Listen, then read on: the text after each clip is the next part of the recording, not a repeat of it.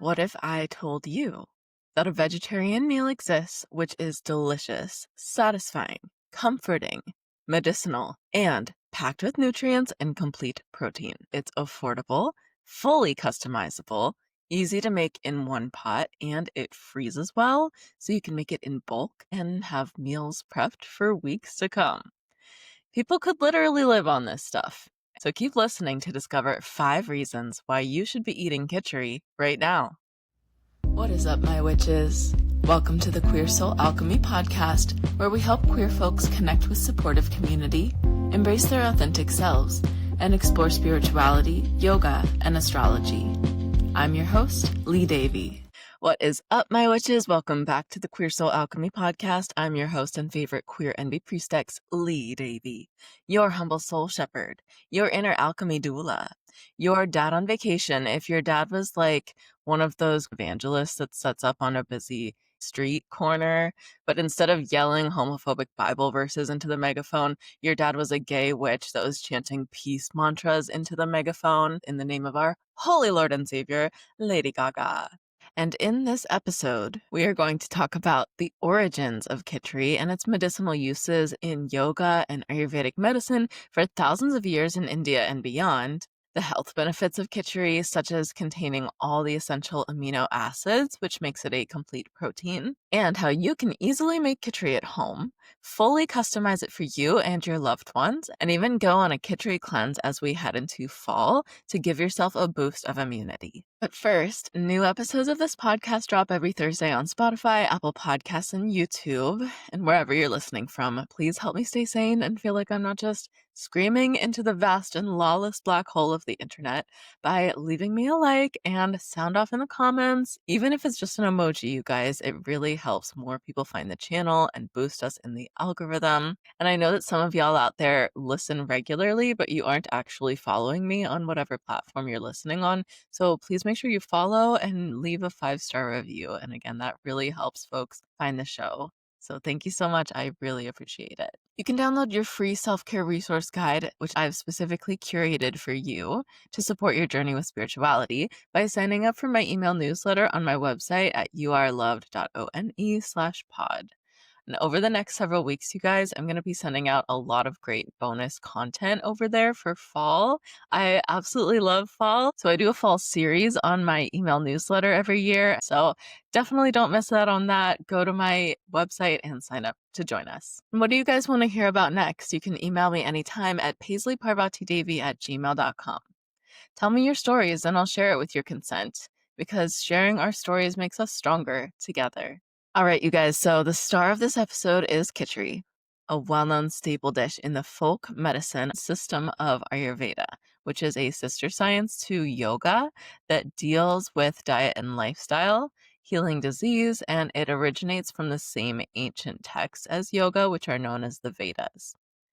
Kitchari, pronounced Kitchari, has been used therapeutically in India for thousands of years, and it's since been spread worldwide by Ayurvedic practitioners in order to help heal, cleanse, and nourish the body, mind, and spirit. Here are 5 reasons why you should be eating Kitchari yesterday, and today, and tomorrow. Number 1, it is easy to digest.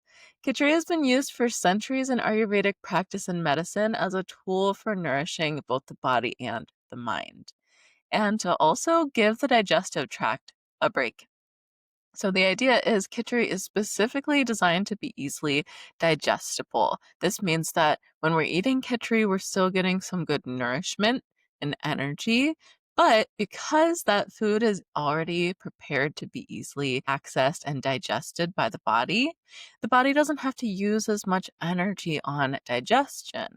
And so because of this easily digestible meal, Kitchari supports a clear mind, a more healthy pattern of elimination and reduced inflammation in the body, as well as improved sleep and greater enthusiasm for life. That's right. Just eating well and just trying this Ayurvedic superfood can help increase our exuberance, our energy levels, and just our overall enthusiasm for life. It sounds crazy, but I'm sure you guys have been there, that moment where you have like an epic poop. That's probably not what you expected me to say.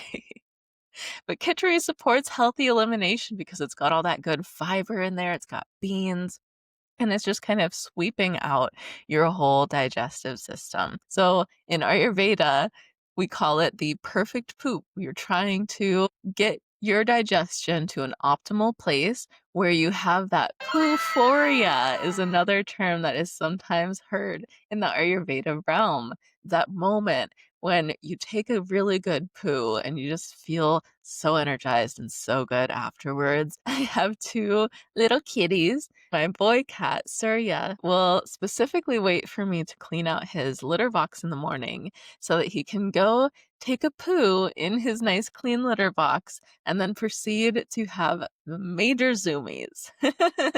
Pooforia. You know that feeling? It doesn't happen after every poop, but it's like if you've been eating well and working out, everything's just like moving, you know? So if things have been a little bit off, eating Kitchari for a day or two can help everything just get back on track. This ease of digestion is why Kitchari is actually used to heal the sick. And in Ayurvedic medicine, you can eat Kitchari, just like I said, for nourishment, for cleansing, just because it tastes good.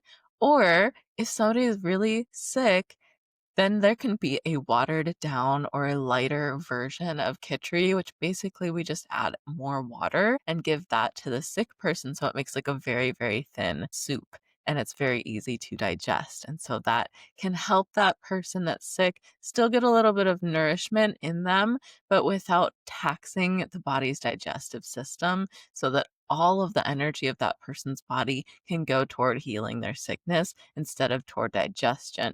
We don't realize it, you guys, but our digestion actually takes so much energy.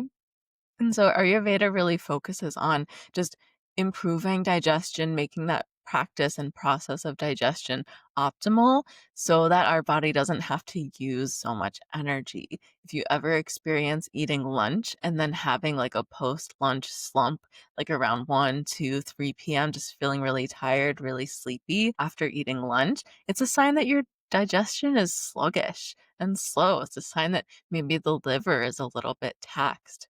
And so clearing and cleansing out or giving our body something that's easy to digest, just give our digestion a break by eating Kitchari is a really wonderful practice to incorporate. All right, moving on to reason number 2 why you should eat Kitchari. Kitchari is highly customizable to your personal tastes and preferences.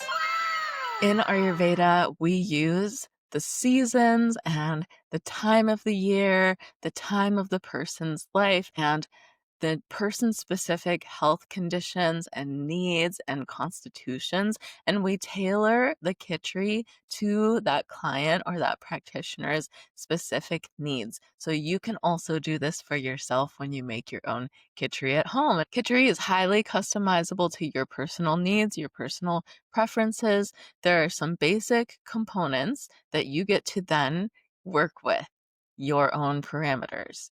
So each variation of Kitchari will include some combination of some type of grain, typically basmati rice, some type of legume, such as a split mung bean or some other kind of dal, ghee or clarified butter, which we'll talk about later on in the episode, or if not using dairy, then some kind of high quality oil. And then medicinal spices are a very important component.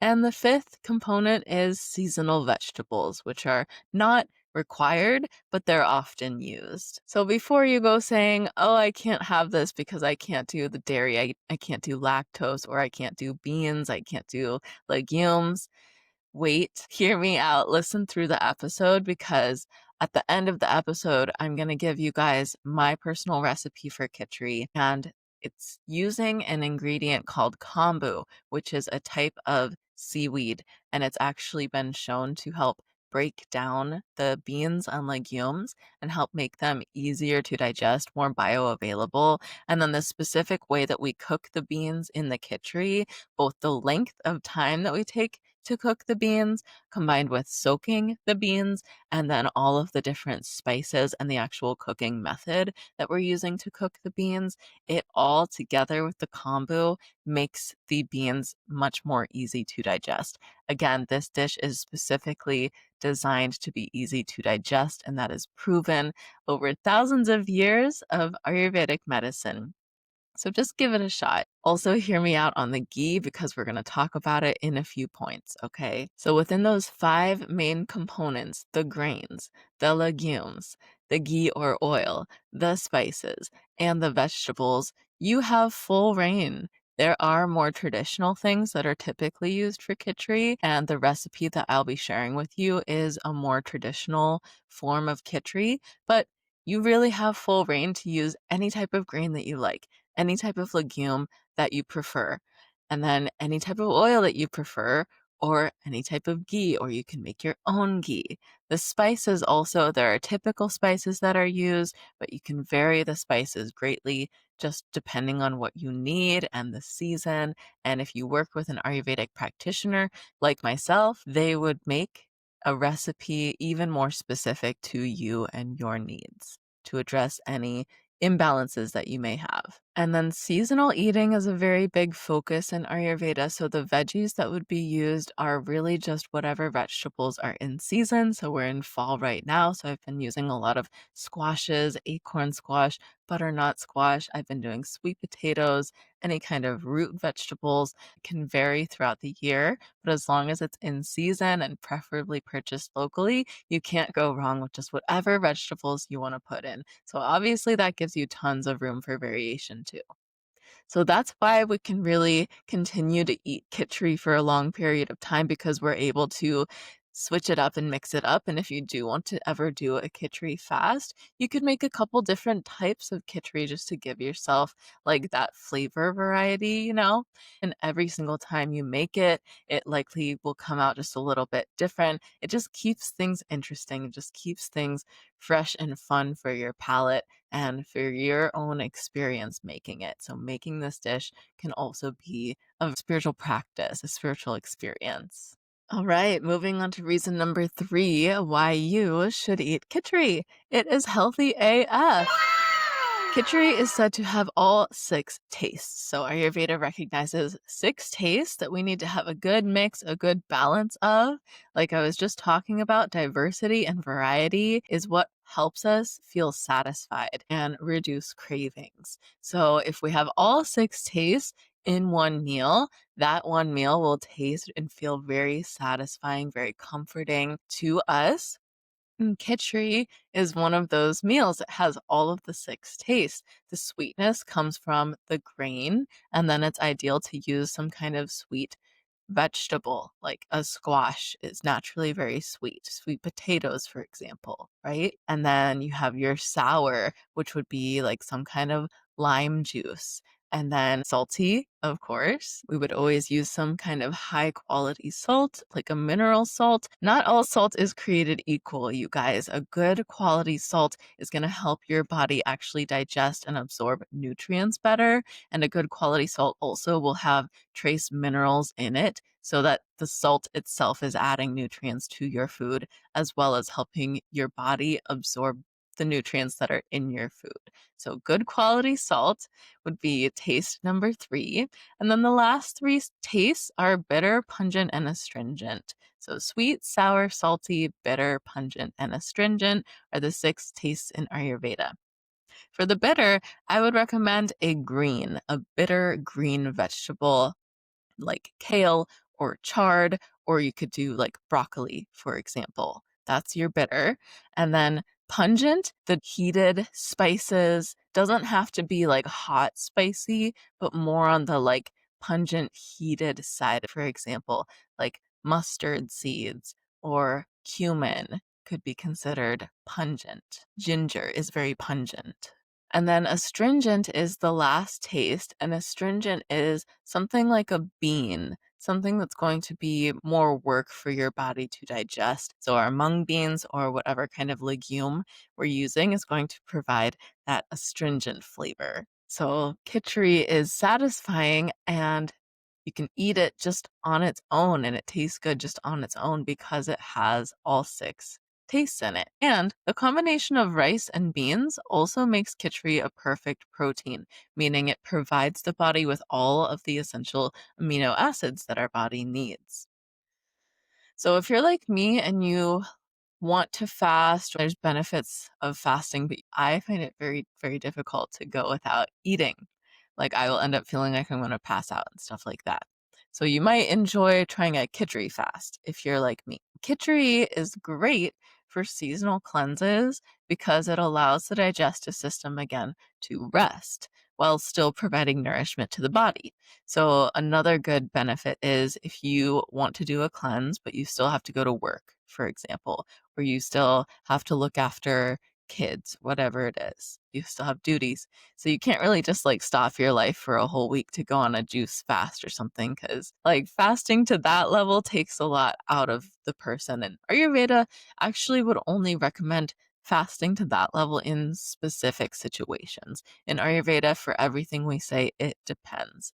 If we do it this way or if we do it that way, there's no one size fits all. It's just going to depend on the person, the situation. In Ayurveda, generally we avoid extremes. We go more toward moderation and balance. And so fasting, like a water fast, like really intense kind of fast, are generally not super recommended, which is why we have instead this more gentle style of Kitchari fast. So we're feeling very nourished, we're feeling satiated, but the body is still given that opportunity to rest and send its healing energy into other things because there's been energy freed up from not having to digest. Like we've been setting up our body to very easily digest this meal, which is kind of pre-digested in a sense because of how it's cooked, and it's made to be like very soft and moist with the oil and the digestive spices that help your body digest and kick up what's called your Agni, your digestive fire.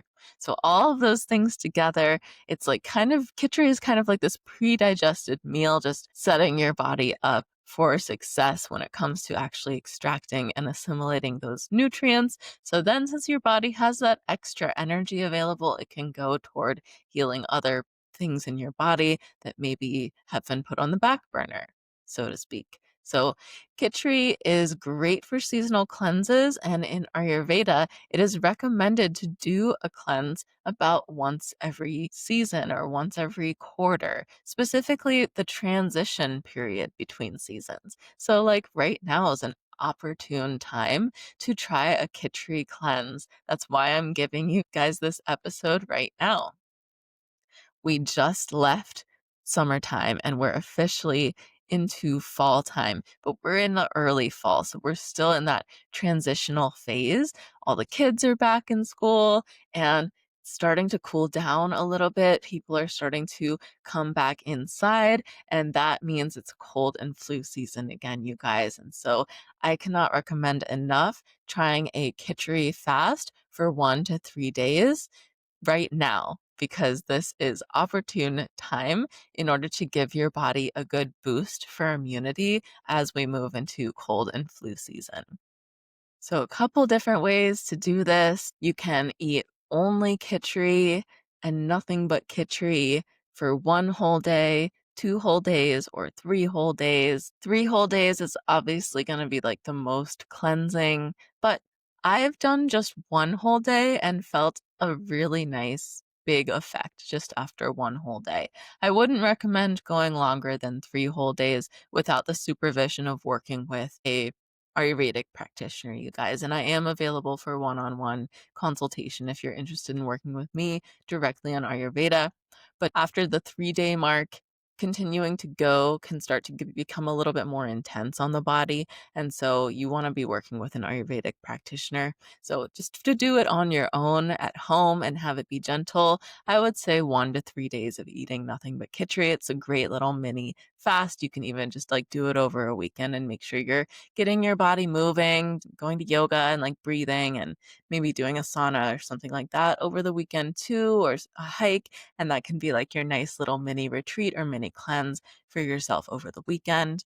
Or another way that I would recommend doing this is the less intense or less official cleanse way, but you can just make a big batch of Kitchari and have that big batch be one meal for like every day for a whole week. So every day you're just having Kitchari for breakfast or just for lunch or just for dinner, whatever is convenient for you, but just replace one meal per day with that Kitchari for a whole week. And it's a nice way to kind of mix it in with your diet and just keep things moving along and just feel really good.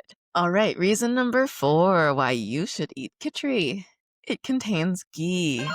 Okay, here's my spiel, you guys. I'm about to have a little moment of grandstanding for ghee. You may have heard of ghee being used in Indian cooking, or you may have seen it on a shelf at the health food store. Ghee is clarified butter, or butter which has been boiled down so that the water content in it evaporates and the milk solids rise to the top, where they're then removed, which leaves only pure butter oil. And ghee brings out the flavor of foods, and it also adds its own umami flavor. So if you like butter, you would love the rich, buttery, kind of almost caramely taste of ghee. I know I do. Cows are considered to be very sacred in India, and ghee has been revered for centuries as the cooking oil, medicinal medium, and beauty balm of choice for Indian mothers, who are the original practitioners of Ayurveda. And it's even referred to in Ayurvedic texts as liquid gold.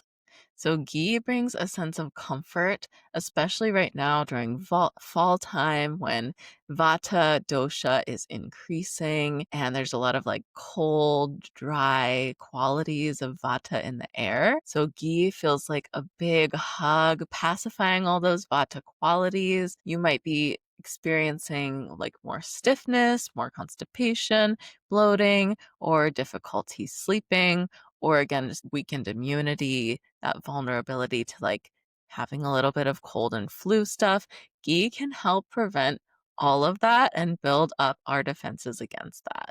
Ghee contains healthy fats, which lubricate the digestive tract, soothe the entire body from the inside out, and this lubrication, along with the high levels of vitamin E that's found in a good quality ghee, also nourishes your hair, skin, nails, and it can even ease joint stiffness. By the way, you guys, vitamin E is one of the most powerful antioxidants found in food, and ghee contains a lot of it. Ghee also contains butyric acid, which helps the body break down dietary fiber, which has been shown to soothe inflammation in the gastrointestinal tract. The omega-3s in ghee reduce gut inflammation and joint inflammation and supports a healthy brain, heart, and blood vessels. And the slow-burning fatty acids in ghee give you sustained energy in your body and mind and can help you feel fuller for longer without an energy crash.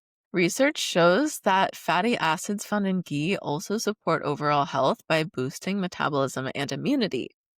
And aside from being full of benefits on its own, ghee aids in the body's absorption of fat-soluble vitamins and minerals from other foods, like the medicinal herbs and spices and the nutrient-rich seasonal vegetables used in Kitchari. So ghee is a component of Kitchari that makes Kitchari a medicinal food because ghee is also medicinal. Ghee improves digestion and it helps the body assimilate the nutrients from this food. And this is why ghee is traditionally used in Ayurvedic medicine. Food is medicine, you guys, the original medicine, and our medicine can be our food if we source it with intention and put our love and intention into it. And rest assured, if you're vegan, some plant oils can do a pretty good job of doing lots of similar things to what ghee does. But It's not going to be a one-to-one replacement for ghee. So just do your own research on the oil you want to use, okay? And make sure you're using a good quality plant-based, whole foods-based oil. If I haven't convinced you yet, here's a few additional benefits of cooking specifically with ghee. Ghee has a very high smoke point, around 450 degrees Fahrenheit, which means it retains its structural integrity and health benefits even when it's used for really high heat cooking. So that means that ghee is ideal for any type of cooking. It doesn't break down in high heat, so you can use it and it will maintain its health benefits with any type of cooking that you use it for. And ghee is also allergy friendly for those that have lactose intolerance. I mentioned I would get to this. So when ghee is properly produced, it only contains trace amounts of milk, proteins, and sugars. Therefore, it does not contain lactose.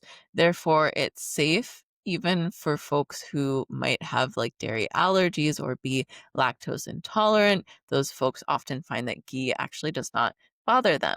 And finally, ghee is shelf stable. So as long as the ghee is stored in an airtight container, it does not have to be refrigerated. As long as it does not get contaminated with water or food, it will last on the shelf for quite a while, at least a few months.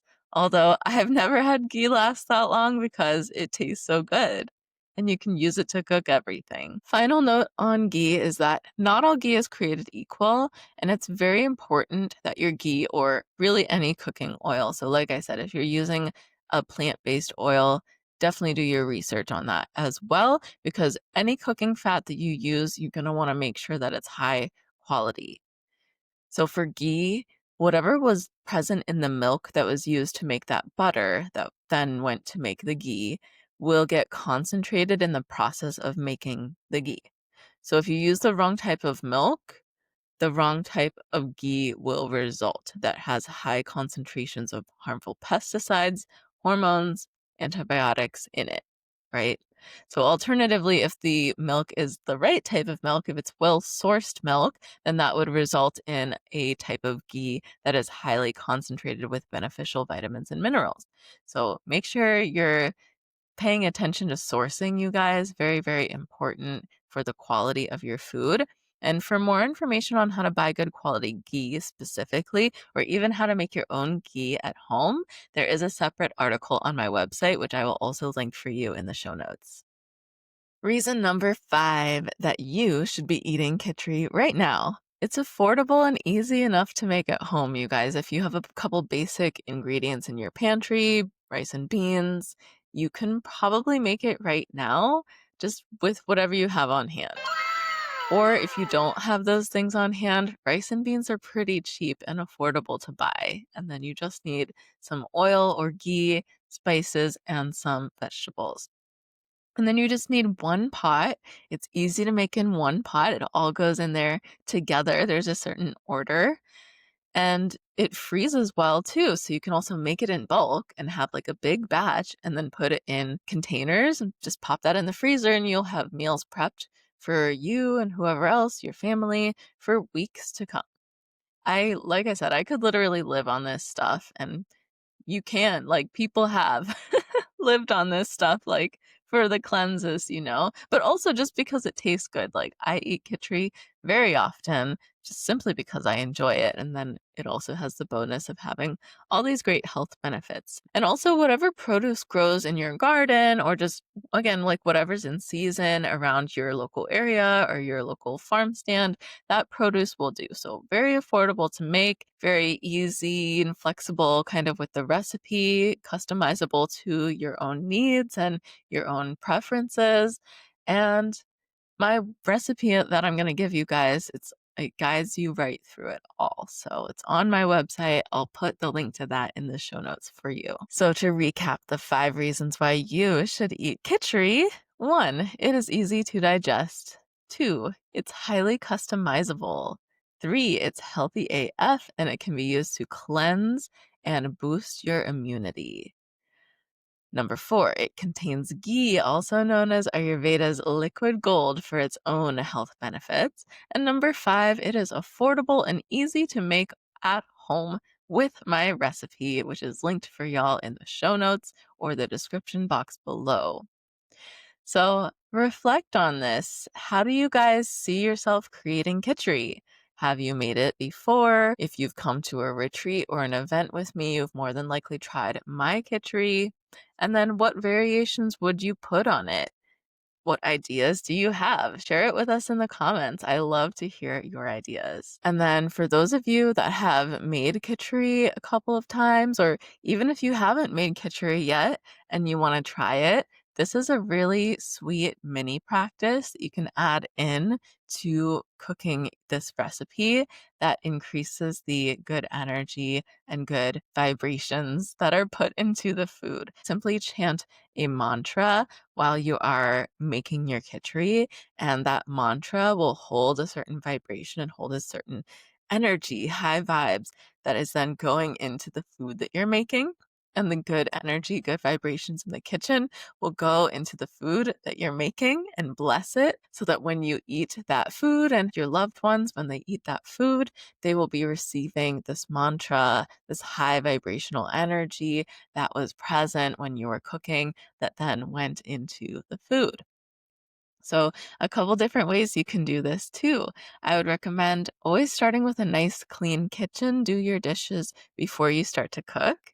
And then make sure that you have some good light in your kitchen. Maybe open a window or at least open the curtains and turn on some lights. Maybe get some air moving around the space or even light some incense if you're feeling called. And then you can chant yourself or you can play mantras. And there's so many different beautiful mantras out there. You can really play anything that you feel called to, or any music. Doesn't even have to be a mantra, although that's what I would recommend. Put that on in the background.